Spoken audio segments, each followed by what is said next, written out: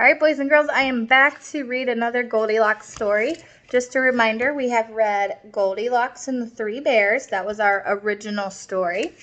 Then we read Goldilocks and the Three Bears. It was very similar, except we had a goat instead of Goldilocks, and the goat was eating all the things instead of just using them.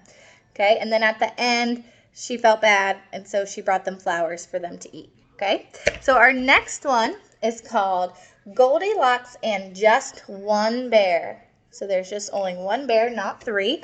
So we'll see what this one's about. The author is Lee Hodgkinson. All right, let's check it out.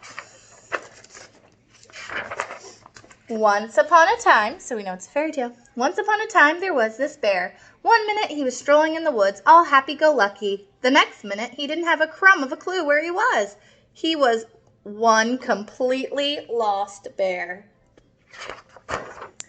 The bear didn't much like this place. Too many bright lights and not enough twigs. Too much loud honking and beeping and not nearly enough owl hooting. So you can tell that the bear was supposed to be in the woods, but where did he end up? He's lost in the city. The bear was also a teeny bit scared, and his furry legs were slightly wobbly. Maybe the thing to do, said the bear, looking around, is to pop into Snooty Towers and get away from this terrible racket. But the revolving door at Snooty Towers made the bear dizzy, and being dizzy with wobbly legs was bad news. What the bear needed was a little rest. A little rest somewhere would definitely make things right. The bear peeked through a door and thought how very pleasant it was up here. Not nasty and noisy like down there, said the bear, just the place for a little rest. And that whooshy traveling was certainly a hungry business, so before his little rest, a little porridge seemed like a good idea. Whose house do you think he's in? Any guesses? Let's think. This porridge is too soggy. This porridge is too crunchy. This porridge is a bit on the dry side, but it's better than nothing. But look, he's not having porridge at all. He's eating water out of a fish tank. Then he's eating, it looks like cat food. And then last, he's having some toast. So not porridge. This chair is too ouchy. This chair is too noisy. This chair is just right. A little rest is nice, but what the bear needed to really feel like himself again was a good old-fashioned nap in a comfy bed. So again, not chairs. We have a cactus, a cat, and then an actual, it looks like a beanbag chair. All right. This bed is too frothy. Frothy kind of means bubbly. This bed is too pink. This bed is just right. The first bed, he got into a bathtub. Definitely not a comfy place to sleep. And soon he nodded off. The bear dreamed of crunching through leaves. The bear dreamed of puttering around in his slippers. The bear dreamed of a noise shouting very, very loudly. Somebody's been eating from my fishbowl, said the daddy person. Somebody's been eating my dear little pumpkin's kitty nibbles, said the mommy person. And somebody has been eating my toast, said the little person, and they've eaten it all up. Unfortunately, the bear was not dreaming at all. He was wide awake and back in real life again. Somebody has squished my cactus, said the daddy person. Somebody has upset my dear little pumpkin, said mommy person. And somebody has popped my beanbag chair, said the little person. So have you figured out who these characters are? These are Goldilocks and her mom and dad.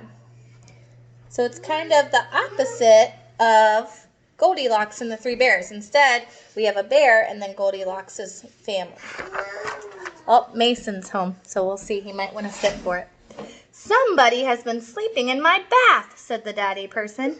Somebody has been sleeping in my bed, said the mommy person. Shh, whispered the little person.